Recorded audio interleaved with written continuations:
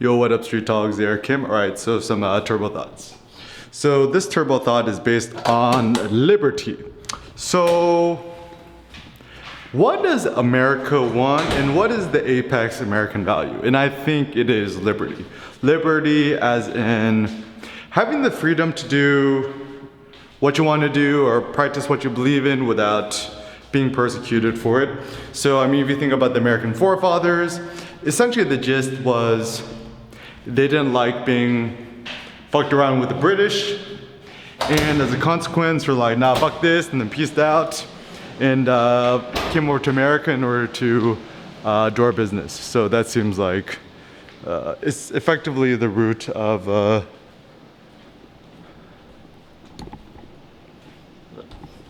that essentially seems like the root of America. Now, yo, what up? So right now I think like and now I think actually American values have kind of shifted. It's kind of more like akin to what I consider like, you know, British utilitarian desires, which is more of like hedonism, pleasure, comfort, softness, and flabbiness. Now,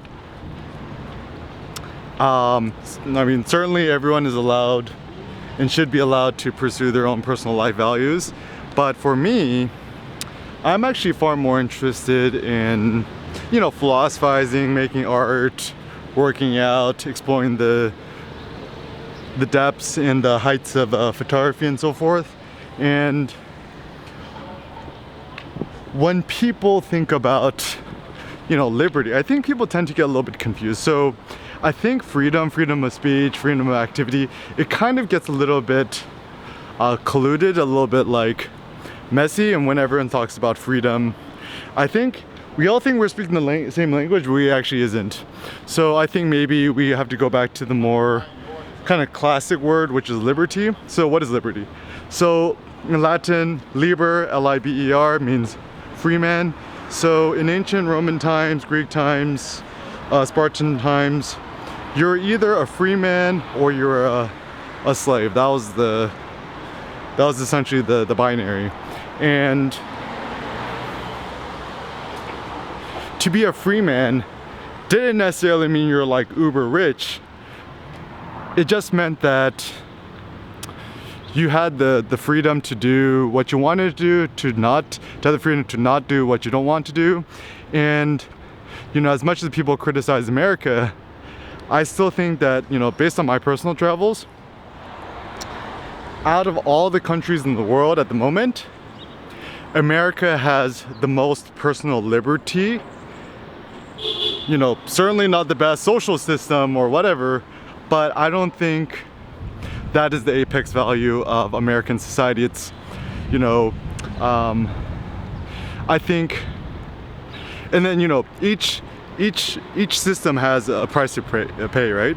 So even in the context of America, we believe in liberty above everything else, even with crime, injustice, cruelty, lack of social support. And once again, I think that's kind of the price we got to pay, because certainly, you know, when you're optimizing for a certain value, let's say liberty, you know, you're going to lose out on certain things like universal health care and stuff like that. Like for myself, you know, I would like to see a world where all colleges were free and universal health care in America, blah blah, or even universal basic income. But I'm starting to realize that these kind of ideals are incongruent with American notions of nationalism.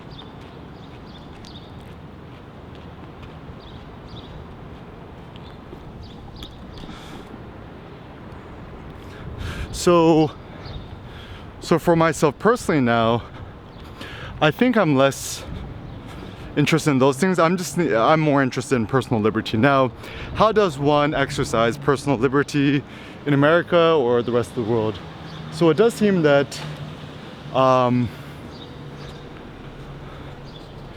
a basic thing, right? Internet, right? So creating your own website, blog, you know, register on bluehost.com or 1on1.com, install wordpress.org, and you have an open source platform where you could openly say anything you want to do without censorship. Now, I'm starting to realize any quote-unquote free platform, sooner or later you're gonna get censored, because let us consider, you know, Facebook, Instagram. Facebook owns Instagram, YouTube, Google owns YouTube. All these platforms, you know, there's obviously things that aren't allowed. You're not allowed to upload pornography, nudity, whatever. And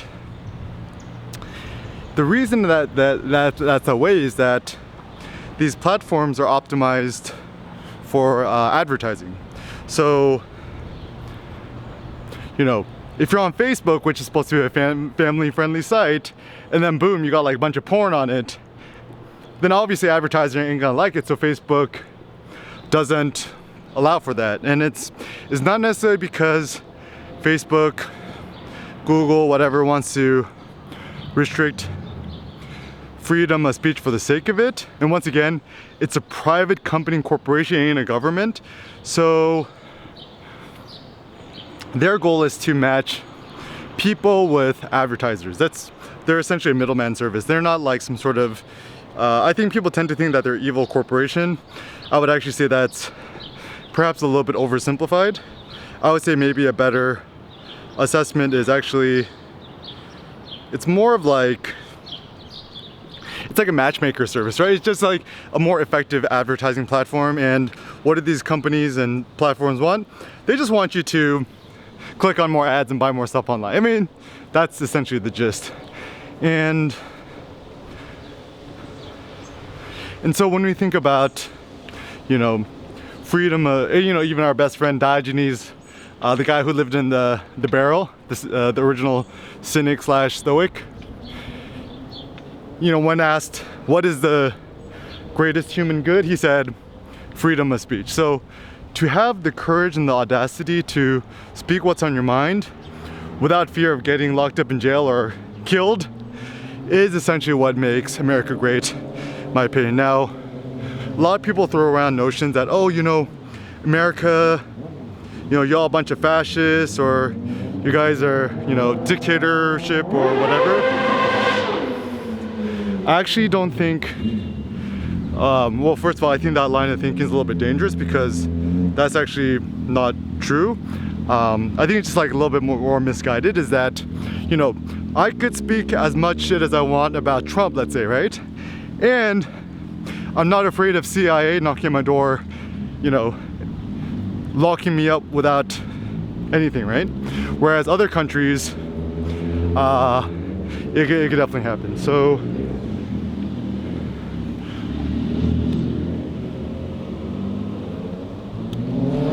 I think in today's world, in America,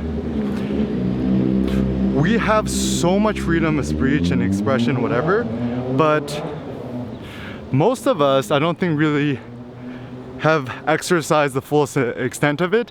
And I don't think it's because we're stupid or lazy or anything bad like that. I think actually the bigger issue is we haven't been exposed to the right knowledge, information, or wisdom. And I think a lot of us still live in fear in terms of following traditional like Christian morality, and we're kind of held back by morals and ethics. And lately I've been studying more mathematics, geometry, physics, and it's a huge, you know, mental palate cleanser, because I think in terms of philosophical understandings, too much focus on the moral and ethical side of things, which has been essentially the history of philosophy ever since Socrates and so forth. It essentially gets in the way of knowledge and wisdom and philosophy and art, which to me is the apex, right? Like, my ideal, following the footsteps of Nietzsche, is, you know, hybrid of artist philosopher. It's kind of a interesting notion. So I think when it comes to